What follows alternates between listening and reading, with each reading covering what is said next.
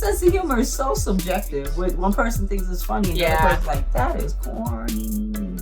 Well, it depends on your sense of humor because you're corny.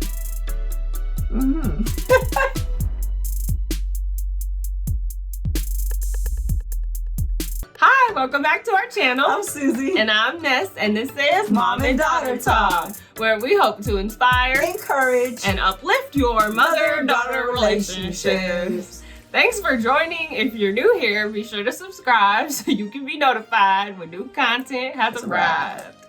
So thanks for joining, and if you're new, wait. Okay. Yourself on a loop. So thanks for joining. Today we are going to try to play a game of like how well do we know ourselves, but then when we ask these questions we'll probably go off here and there and go into little smaller topics, and we're just gonna let it flow today. Yeah, let it flow. Let me ask you a question. Okay. How funny do you think you are? 1 through 10. Come on now. 10 being hilarious. Yeah, we did this at her birthday party, y'all. 1 being wah wah. So I had said 7.5 or 8. And then after I said that, I was like, nah, I'm funnier than that. I think I'm like a 9. Okay. 9.5. I mean. Ooh, okay. Feeling. Well, from what people know, from what people tell me. I think sense of humor is so subjective. One person thinks it's funny and the other person's like, that is corny. Well, it depends on your sense of humor because you're corny. I'm I'm always not. corny. I think I'm witty too. I can be witty. I'm like more if someone sarcastic. comes and says something, I can come right back. Yeah, sure. So yeah, 9. 9. Yeah, I think I'm. Oh, am I asking myself? Am I funny? 1 through 10. Am I funny? You have to wait for me to ask. Oh, the okay. question. Okay, well. Goodness. How funny do you think you are? 1 through 10. I'm gonna say a 9 as well. Yeah. Oh, okay. But I'll tell you what. I think I'm funny, and so even when I'm by myself, to be honest, I crack myself up. There's a saying that says, I'm beside myself and enjoying the company. And yeah, sometimes when I'm by myself, I'll do funny things or what have you, and I make myself laugh, so that's good. Because sometimes there's no one around. That's beautiful. We should all keep be like myself that. company. You keep interrupting me. Oh, I'm sorry. That's not funny. No. Okay. We all think we're funny. No, we should all think we're funny. I think that's what I said. But some people aren't, and they don't think they see themselves, correctly. Okay, y'all. Question number 2. We're going off of our brains. So What? I was gonna say, how smart do you think you are? I don't know what kind of question that is. Well, it's a question. I think it's a legit one. Go ahead. I'll answer it. Okay. I think I'm pretty smart. Why? I think I'm creative smart, meaning like I'm innovative, right? So for instance, and when I say creative, it can cross boundaries, not necessarily just, the arts and, doing ballet or, whatever, performing arts or art, painting and things like that, but really like creatively, financially creative could be another one, right? Business creative. So yeah, I think I am very smart. I do. You just said how creative you are. Yeah, and to me that's smart. Right. Or you know what? I say this because I really adhere to Dr. Howard Gardner. He's a professor at Harvard University, and he talked about multiple intelligences, right? So, in the mainstream academia, we applaud as far as mathematics and the linguistics, but really there's other types of intelligences, like I said, the visual arts, the audio as far as music goes, and different things like that. And so, yeah, I think we're gifted in different ways. Do you think you're smart? Yeah. And why? Smart. I'm smart because I have some street smarts. I have some book smarts. I have some common sense smarts. I have some professional smarts. So I think I'm smart. Yeah, I think one thing I noticed about you, you're a very quick learner. Yeah. So, yeah. And yeah. And I just feel like it's important to know how to carry yourself in different environments. So, and I attribute that to being smart as well. Well, I guess that's using discernment, but also knowing, if you're with a group of coworkers, you can't be your side that is like the street smarts. You need to put that street smarts to the side. You need to put your professional cap on. You know, if you're out here, and when I say streets, not like the literal streets out here, you know, running amok, trapping and everything. But I'm saying, like, if you're out and about and you're around a lot of strangers, just be aware of where you are. Like, don't just say, whoa, this is who I am, and open yourself up to the first person who you see at the bus stop. Like, you got to use your street smarts, in a sense, to, you know, navigate through life. Yeah. I must say, I was a little naive when I was younger regarding that. So, you had to learn. Yeah.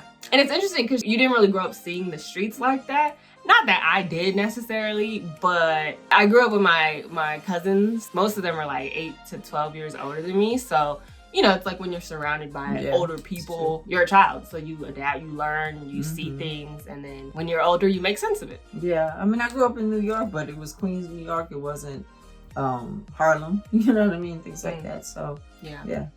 And I mean, when I was like born up until I was 8, I lived in LA. And so that environment in itself shaped me a lot. I was always at the principal's office. Yeah, and I had to always go get her from the principal's office. And this is a little off topic, but in retrospect, we found out why she got into a lot of fights, and I thought it was pretty admirable. Oh, yeah. Go ahead. Oh, she has a best friend named Nia, and they went to the same school together and things. And we didn't know, but Nia was being picked on. And so Vanessa would always defend her. She would fight the boys. She would do whatever. They would make fun of Nia, and she just would stand up for her.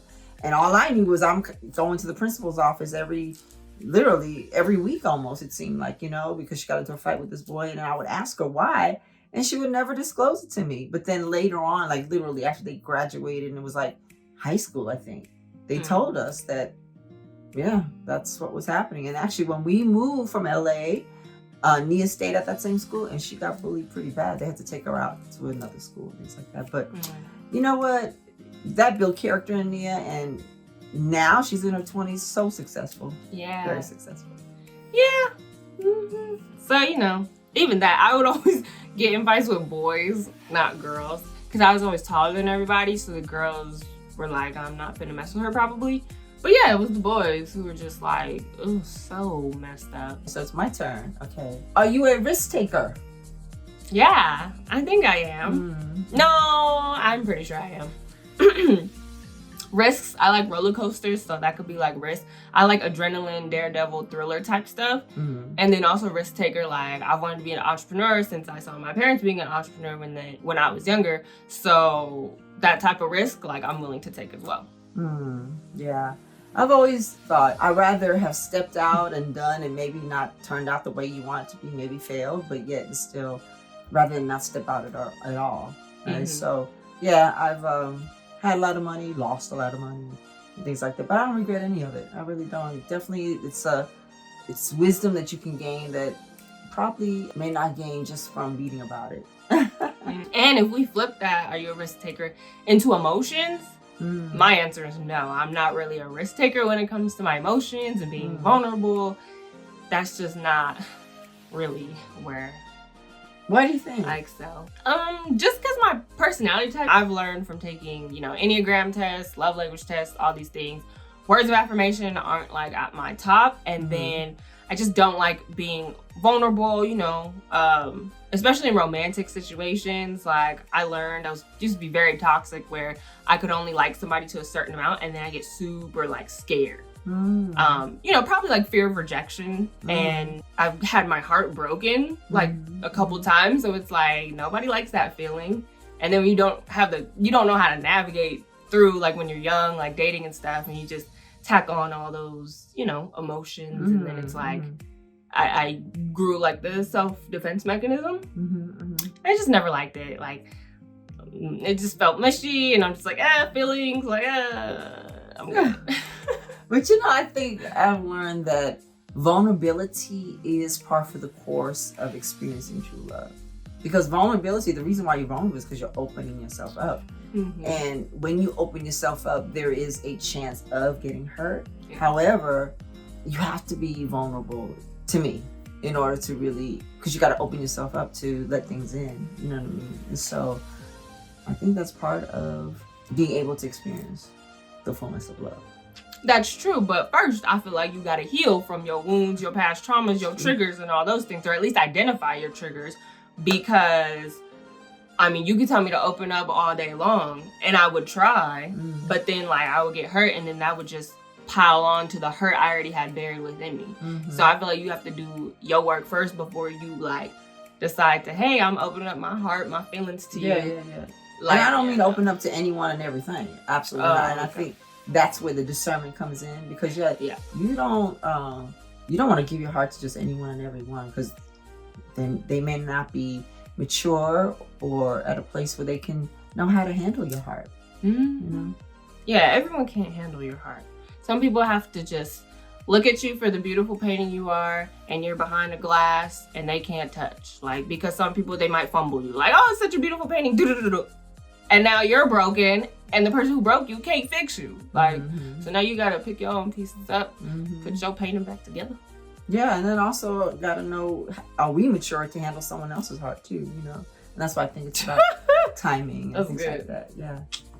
Do the work yourself. If two people do the work individually, then when they get together and they're complete, then you'll make a dynamite, exponential powerhouse. Yeah. So thanks for joining. This kind of went everywhere, but we hope that you enjoyed. Ooh, so we just run into, oh, your kneecap is hot. So everything's hot. I'm Suzy. And I'm Ness. And this is Mom and Daughter Talk. Mom and How did you do that? I don't know. I was like, am I talking about myself? I know what.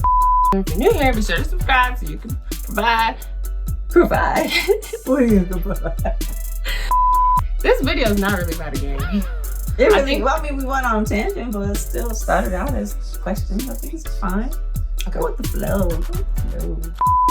Everything is hot. We'll see you next time. Have an amazing day. Bye.